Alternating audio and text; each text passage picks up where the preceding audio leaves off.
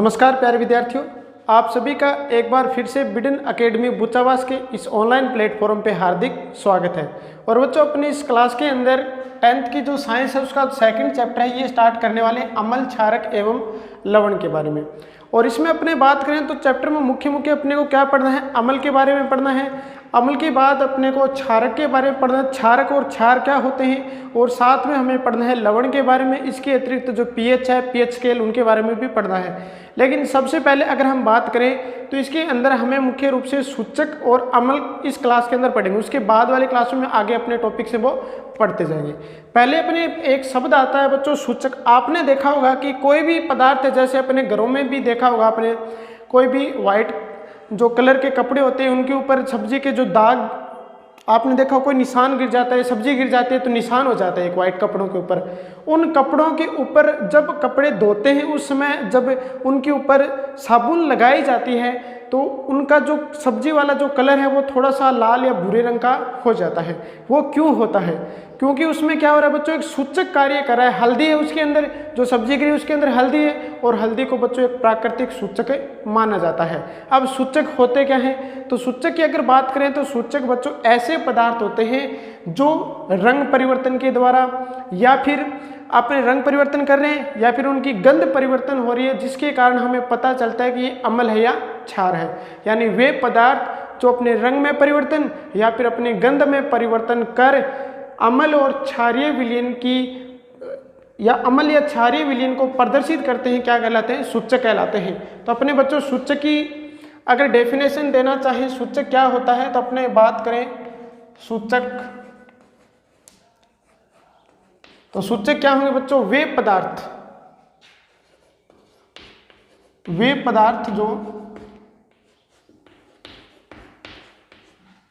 जो रंग परिवर्तन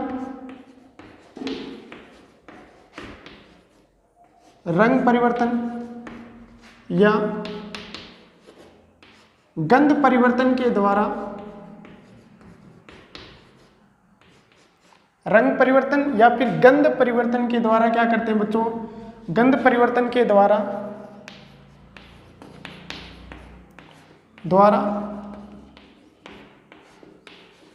अम्ल या क्षारीय विलयन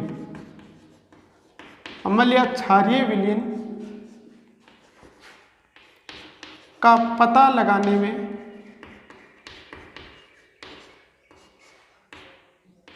अम्ल या क्षारीय विलयन का पता लगाने में सहायक होते हैं,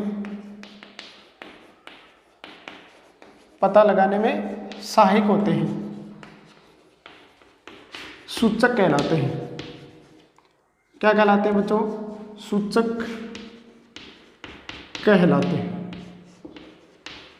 क्या कहलाएंगे? सूचक कहलाएंगे। यानी ऐसा कोई भी पदार्थ हो सकता है जो क्या करे बच्चों, या तो रंग परिवर्तन के द्वारा या फिर हमें गंध परिवर्तन के द्वारा अम्लीय और क्षारीय विलयन का पता लगाने में सहायता करे।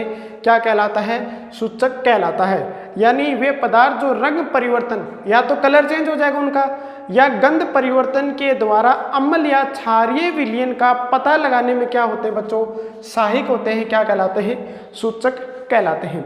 अब बात यहाँ आती है सूचक के प्रकार कितने होते हैं। तो अपने बात करें तो सूचक 3 प्रकार के हो सकते हैं। या तो बच्चों प्राकृतिक सूचक हो सकते हैं जो हमें प्रकृति से या पेड़ पौधों से प्राप्त होते हैं, या फिर बच्चों कैसे कृत्रिम हो सकते हैं, आर्टिफिशियल हो सकते हैं, जिनका निर्माण हम करते हैं। या फिर तीसरे होते हैं गंध परिवर्तन या गंधीय सूचक, जो गंध परिवर्तन के द्वारा अम्ल या क्षारीय विलयन की उपस्थिति का पता लगाते हो, गंधीय सूचक कहलाते हैं। यानी अपने कह सकते हैं, नेक्स्ट अपने बात करें तो अपने पास हेडिंग आती है बच्चों सूचक के प्रकार। अपने सिलेबस के अकॉर्डिंग बात करें तो बच्चों सूचक 3 प्रकार के होते हैं। यानी सूचक 3 प्रकार के कौन से होंगे? अपने यहाँ पर एक रेखिक डायग्राम के द्वारा समझ लेते हैं सूचक कितने प्रकार के हैं।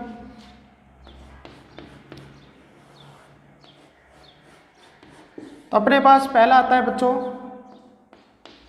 प्राकृतिक सूचक। पहला कौन सा है? प्राकृतिक सूचक। दूसरा आता है अपने पास कृत्रिम या फिर बच्चों इसको बोलते हैं संश्लेषित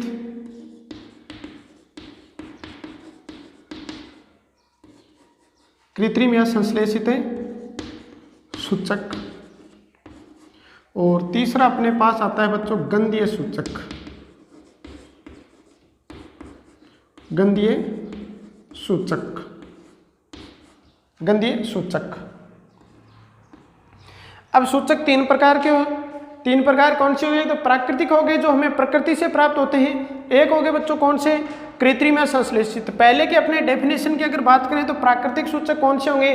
वे सूचक जो प्रकृति से यानी पेड़ पौधों से प्राप्त होते हैं प्राकृतिक सूचक कहलाते हैं। यानी अपने इसमें डेफिनेशन इसकी दे सकते हैं, वे सूचक जो प्रकृति अर्थात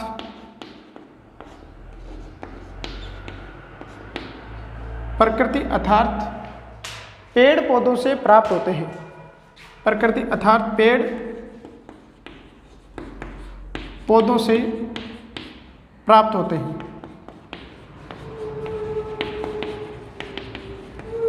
क्या कहलाएंगे बच्चों? प्राकृतिक सूचक कहलाएंगे। यानी प्रकृति या फिर पेड़ पौधों से या फिर हमें कोई भी नेचुरल जो रिसोर्स है या सोर्स है उससे हमें ये सूचक अगर मिल रहा है तो प्राकृतिक सूचक होगा। यानी ये बनाए हुए नहीं जाते लेकिन इन प्रकृति से इनको अपने प्राप्त करते हैं। जैसे अपने बात करें लिटमस विलियन हो गया, उदाहरण की बात करें बच्चों तो अपने पास लिटमस विलियन हो गया, लिटमस विलियन हो गया, हल्दी होगी या फिर अपने बात करें अपने पास बच्चों जो पेटूनिया पादप आता है उस पादप की पुष्प कलिकाएं हो गई या उसके पुष्प हो गए। इसके अतिरिक्त हाइड्रेजेनिया है उसके अपने पास पुष्प कलिकाएं होगी। इसके अतिरिक्त अगर बात करें तो पेटूनिया, हाइड्रेजेनिया, हाइड्रेंजिया, इनकी बच्चों जो पुष्प कलिकाएं हैं पादपों की पुष्प या पुष्प कलिकाएं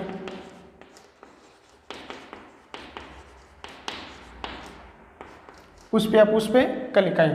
तो ये क्या है बच्चों? ये प्राकृतिक सूचक के एग्जाम्पल हैं। यानी इनको हम प्रकृति से या फिर पेड़ पौधों से प्राप्त करते हैं। डेफिनेशन दो में एक साथ बोल रहा हूँ, यहाँ पर दो डेफिनेशन है बच्चों। एक तो आप ऐसे कह सकते हो कि वे सूचक जो हमें प्रकृति से प्राप्त होते हैं जिनको बनाया नहीं जाता वो कहलाते हैं प्राकृतिक सूचक। या फिर इनको अपने ऐसे कह सकते हैं वे सूचक जो पेड़ पौधों से प्राप्त होते हैं क्या कहलाते हैं? प्राकृतिक सूचक कहलाते हैं। एग्जाम्पल आपके सामने है, जैसे हो गया लिटमस विलियन हो गया, हल्दी हो गया, पेटूनिया हो गया, पेटूनिया जिसको बोलते हैं हाइड्रेंजिया हो गया। इन पादपों की पेटूनिया और हाइड्रेंजिया जो पादप इन पादपों के पुष्प या पुष्प कलिकाएं क्या होती है बच्चों? प्राकृतिक सूचक का एग्जाम्पल होती है। दूसरा कृत्रिम या संश्लेषित, वे सूचक जिनका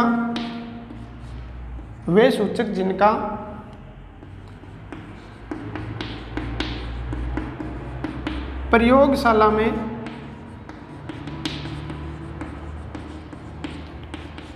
में निर्माण किया जाता है क्या कहलाएंगे बच्चों? कृत्रिम या संश्लेषित सूचक कहलाएंगे। जैसे एग्जाम्पल की बात करें तो अपने पास बच्चों जो फिनोप्थलीन आता है और मेथिल ऑरेंज आता है। फिनोप्थलीन और मेथिल ऑरेंज इसके अपने एग्जाम्पल दे सकते हैं। यानी एक अपने पास आता है बच्चों मेथिल ऑरेंज। अपने सिलेबस के अकॉर्डिंग अपने बात करें, ज़्यादा डीप में अपने को जाने की कोई आवश्यकता नहीं है। मेथिल ऑरेंज और फिनोप्थलीन।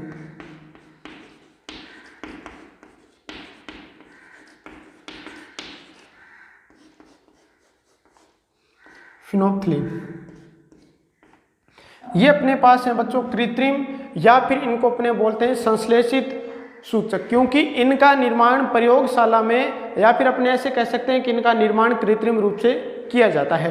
तीसरे आते हैं बच्चों, देखो एक तो संश्लेषित हो गए, एक प्राकृतिक हो गए, दो प्रकार के हो गए। तीसरा गंधीय, यानी इनका निर्माण अपने कर सकते हैं, नहीं कर सकते, इनका भी निर्माण अपने नहीं कर सकते, इनका कर सकते हैं। निर्माण करने और न करने के आधार पर तो अपने पास दो हो गए, लेकिन तीसरा होता है जो गंध के द्वारा अम्ल और क्षार को प्रदर्शित करे, क्या कहलाता है? गंधीय सूचक कहलाता है। यानी वे सूचक जो गंध परिवर्तन द्वारा, वे सूचक जो गंध परिवर्तन द्वारा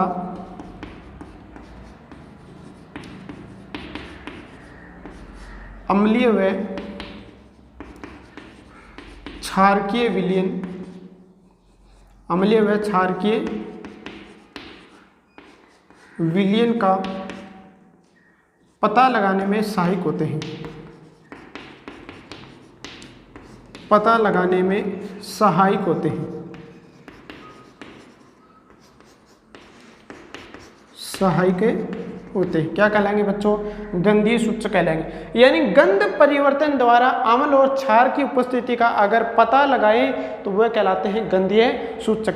जैसे इसके एग्जाम्पल की बात करें तो अपने पास घरों में देखा होगा, प्याज का रस हो गया, वेनिला हो गया, लौंग का तेल, ये सारे कैसे हैं बच्चों? ये सारे के सारे गंधीय सूचक होते हैं। आपने देखा होगा, अगर महीन प्याज को काटकर फ्रिज के अंदर कपड़े में बांधकर अगर रख देते हैं और उस कपड़े को अपने अम्ल और क्षारीय विलयन में अगर डालते हैं, तब बच्चों उनका जो कलर है वो चेंज हो जाता है।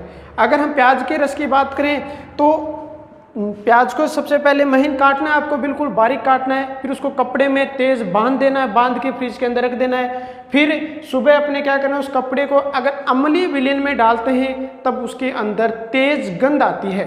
तो वो तेज गंध किसको प्रदर्शित कर रही है? अम्ल को प्रदर्शित कर रही है। यानी ये क्या हो गए? गंध परिवर्तन द्वारा अम्ल और क्षार की उपस्थिति का प्रदर्शित करते हैं, उपस्थिति का पता लगाने में सहायक होते हैं। जैसे इसके एग्जाम्पल की बात करें, अपने पास क्या हो गया बच्चों? अपने पास प्याज का रस हो गया, प्याज का रस। इसके अतिरिक्त अपने बात करें तो अपने पास लौंग का तेल हो गया, लौंग का तेल। ये अपने पास हो गए बच्चों सूचक। तीन प्रकार के होते हैं, प्राकृतिक, कृत्रिम संश्लेषित और तीसरा गंधीय सूचक। अब अपने पास आता है कि ये एक प्रयोग दे रखा है, क्योंकि एनसीईआरटी और एनसीईआरटी में क्रियाकलाप दिए हुए होते हैं, उसमें एक सारणी दे रखी है और दे रखा है कि इनमें जैसे नाम दे दिया, हल्दी दे दिया, पेटूनिया दे दिया, हाइड्रेंजिया दे दिया, मेथिल ऑरेंज दे दिया, फिनोप्थिलिन दे दिया। और आपको कहा गया कि जब इनको अम्लीय और क्षारीय विलयन में डाला जाता है तब इनके रंग पर या फिर गंध पर क्या प्रभाव पड़ता है वो अपने को देखना है।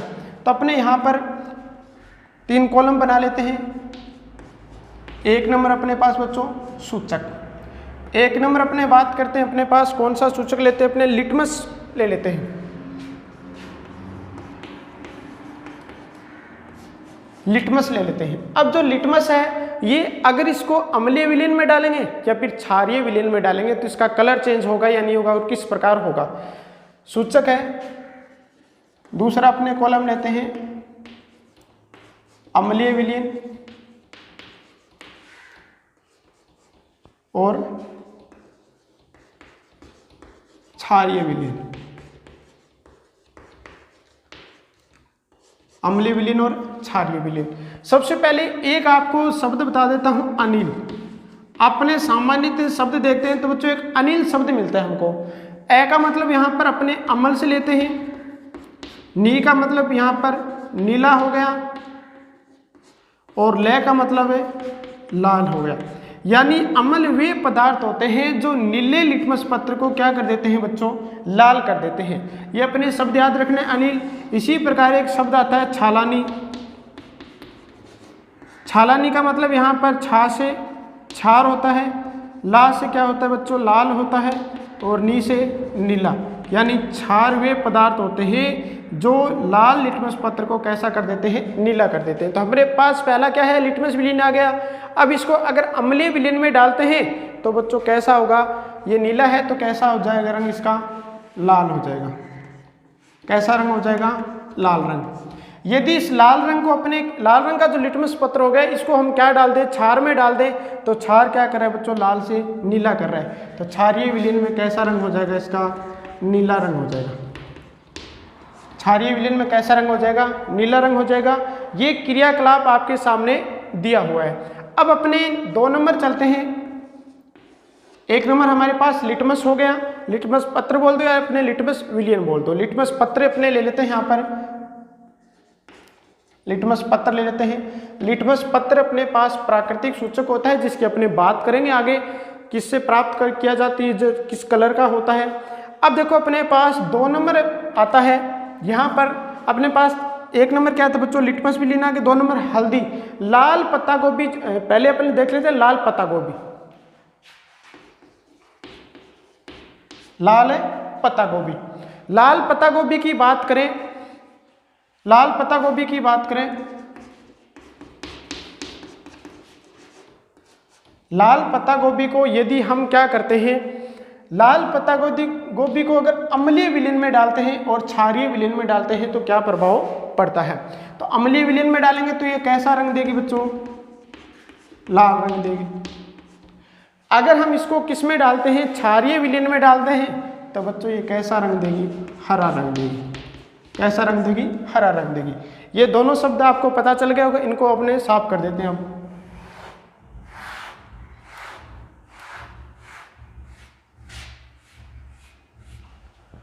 अब देखते हैं बच्चों अपने पास 3 नंबर, यहां पर अपने पास लाल पत्ता गोभी, उसके बाद अपने हल्दी की, हल्दी अपने क्या है बच्चों?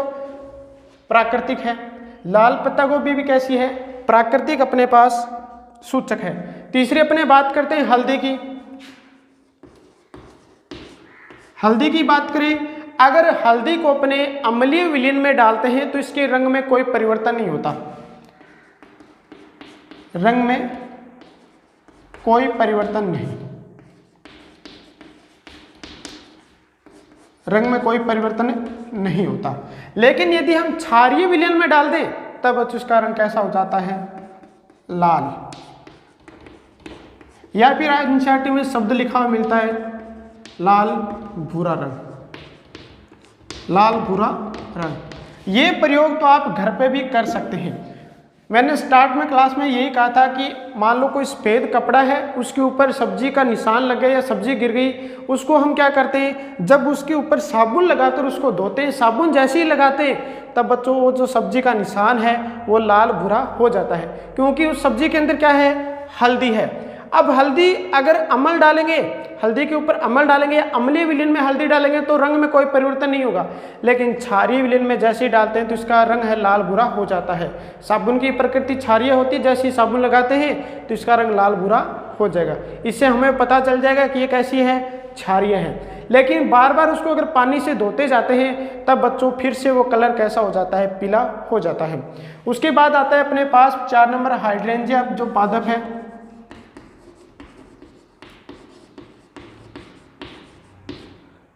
हाइड्रेंजिया, जो हाइड्रेंजिया पादप है इसकी जो पुष्प है, अगर उन पुष्प को हम कहाँ डालते हैं? पहले अम्लीय विलयन में डालते हैं तो रंग कैसा होगा? नीला होगा। हाइड्रेंजिया के अपने पुष्प लिख देते हैं, हाइड्रेंजिया के पुष्प। अगर उसको अम्लीय विलयन में डालते हैं तो नीला कलर आएगा।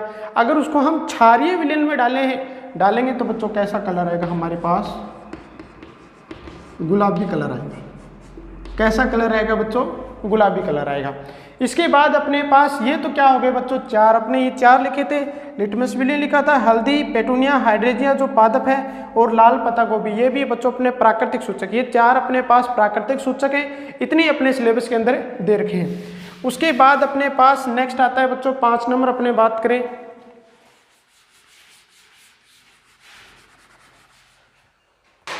5 नंबर अपने पास फिनोप्थिलीन आता है।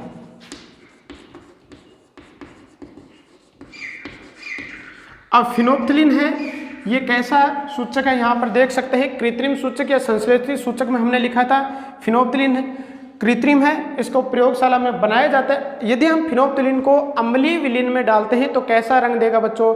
ये फिनोप्थिलीन यहाँ पर रंगहीन हो जाता है। रंगहीन हो जाता है।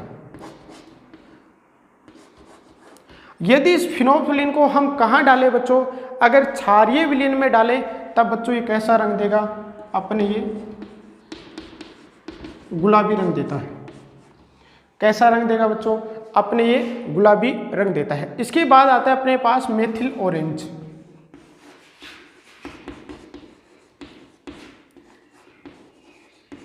मेथिल ऑरेंज, मेथिल ऑरेंज भी देख सकते हैं यहाँ पर। मेथिल ऑरेंज कैसा है, कृत्रिम या संश्लेषित सूचक है। यदि इसको हम कहाँ डालते हैं बच्चों, इसको यदि हम अम्लीय विलयन में डालेंगे तो कैसा रंग देगा, लाल रंग देगा।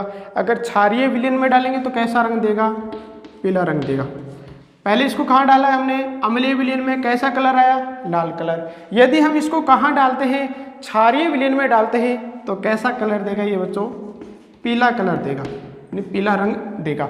ये दो अपने सिलेबस में दे रखे हैं। उसके बाद आते हैं अपने पास गंधीय सूचक, यानी 7 नंबर अगर हम बात करते हैं 8 और 9, ये अपने सिलेबस में इतने दे रखे हैं। अपने को इतने ही की बात करनी, इससे ज़्यादा अपने को कुछ भी बात नहीं करनी, क्योंकि एग्जाम में जो अपने क्वेश्चन आता है तो इनसे बाहर नहीं आएगा। अगर बाहर आता है तो आपको यहाँ पर बोनस पॉइंट मिल जाते हैं। यानी नेक्स्ट बात करें अपने पास बच्चों, प्याज का रस आता है, लौंग का तेल और एक वेनिला आता है। तो प्याज का रस है, प्याज का रस, प्याज के रस को अगर हम कहाँ डालते हैं, अम्लीय विलयन में डालते हैं तो बच्चों ये तीक्ष्ण गंध देगा। तीक्ष्ण गंध यानी बहुत तेज गंध आती है, तीक्ष्ण गंध। यदि हम क्षारीय विलयन में डालते हैं तब बच्चों इसमें कोई गंध नहीं आती,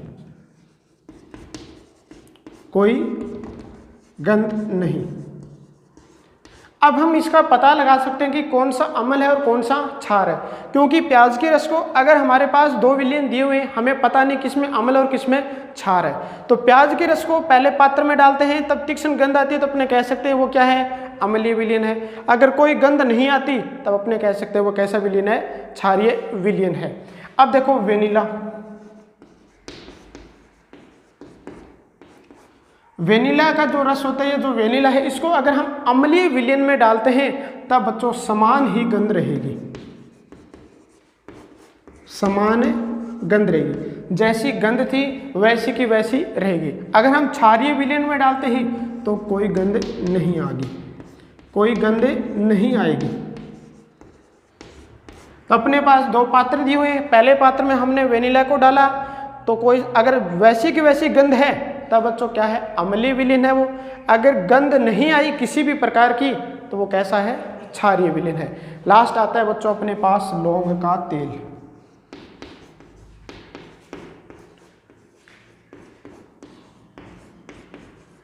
लास्ट आता है अपने पास बच्चों लौंग का तेल।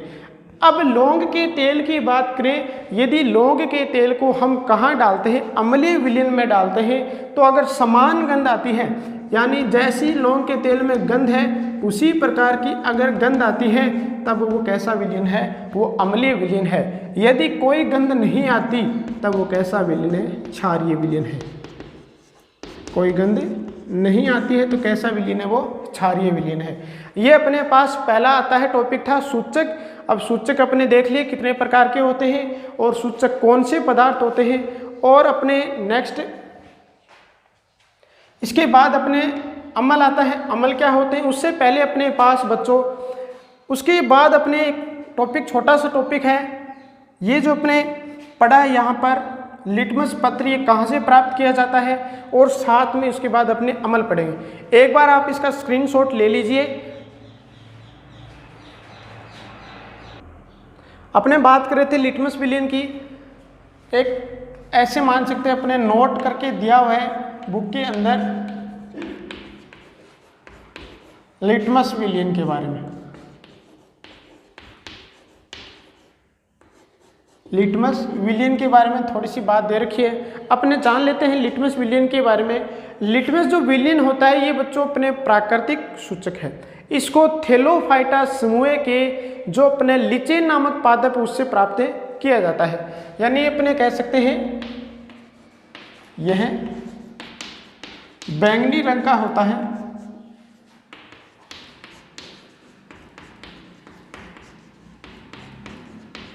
बैंगनी रंग का होता है, इसे थैलोफाइटा,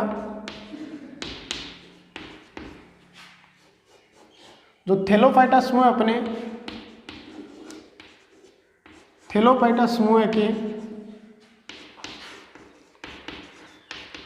लिचेन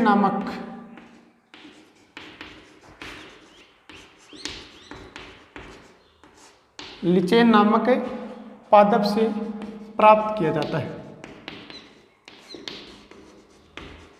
लिचेन नामक पादप से प्राप्त किया जाता है। यदि अपने लिटमस विलियन की बात करते हैं, एनसीईआरटी में डायरेक्ट ये दे रखा है, लिटमस विलियन जो बैंगनी रंग का होता है और थैलोफाइटा जो अपने समूह है उस थैलोफाइटा समूह के लिचेन नामक पादप से प्राप्त किया जाता है। यदि अम्लीय और क्षारीय विलियन में है तब बच्चों अलग अलग कलर प्रदर्शित करेगा, लेकिन ये यदि किस में है, सामान्य अवस्था में या अपने बात करें उदासीन अवस्था में है, तब बच्चों बैंगनी रंग का होता है। यदि ऐसा बोल दिया जाए कि ये जो बैंगनी रंग का है, यदि इस लिटमस विलियन को हम क्षार में डालते हैं, अम्ल में डालते हैं, तब इसके रंग पर क्या प्रभाव पड़ेगा, तब इसका कलर बच्चों चेंज हो जाता है। लेकिन ये सामान्य अवस्था में किस कलर में होगा, ये बैंगनी रंग में होगा। अब देखो ये थैलोफाइटा एक शब्द आया है, ये थैलोफाइटा क्या है। अपने अगर बायोलॉजी की तरफ चलते हैं तो बच्चों अपने आर्च जो व्हीटेकर है उसकी पंच जगत वर्गीकरण प्रणाली की बात करें तो उसमें 5 जगत आते हैं।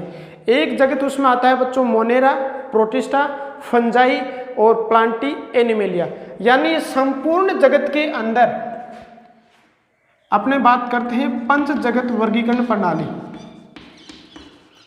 पंच जगत वर्गीकरण प्रणाली। और इसका प्रतिपादन किसने किया था, पंच जगत वर्गीकरण जो प्रणाली है इसका प्रतिपादन किया था बच्चों व्हीटेकर ने। व्हीटेकर नामक वैज्ञानिक ने पंच जगत वर्गीकरण प्रणाली का प्रतिपादन किया था और इसने इस जगत के अंदर या इस पृथ्वी पर या अपने संसार के अंदर जितने भी प्राणी हैं, चाहे बिल्कुल सूक्ष्म हो जिसको हम नग्न आंखों से नहीं देख सकते, उससे लेकर विशालकाय जो व्हेल मछली है उस तक जितने भी प्राणी हैं इस संसार में मौजूद हैं, उनको बच्चों 5 जगतों में डिवाइड किया था। चाहे पादप हो चाहे जंतु हो, उनको 5 जगतों में वर्गीकृत किया था। एक था बच्चों मोनेरा, एक था प्रोटिस्टा, एक था बच्चों फंजाई और एक था अपने पास प्लांटी और एक था बच्चों एनिमेलिया।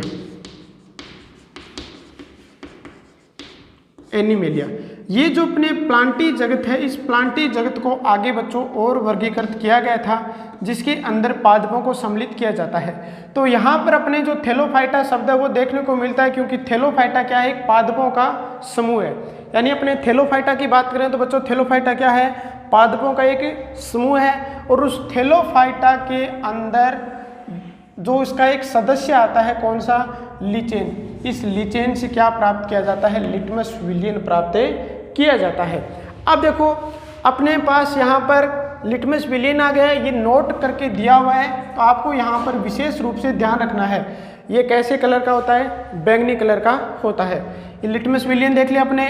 नेक्स्ट जो अपनी क्लास होगी उस क्लास में बच्चों अपने पढ़ेंगे अम्ल क्या होता है, अम्ल के बारे में पढ़ेंगे, अम्ल के गुण धर्म क्या होते हैं, अम्ल की रासायनिक अभिक्रियाएं भी पढ़ेंगे। इस क्लास में जो पढ़ा है वो आपको समझ में आ गया होगा। फिर भी अगर आपको किसी भी प्रकार की कोई दिक्कत है तो आप हमें कमेंट कर सकते हैं। तो बच्चों आज की इस क्लास को हम यहीं पे विराम देते हैं, मिलेंगे अपनी नेक्स्ट क्लास में नए टॉपिक के साथ। तब तक के लिए आप लोग मस्त रहिए, पढ़ते रहिए। धन्यवाद।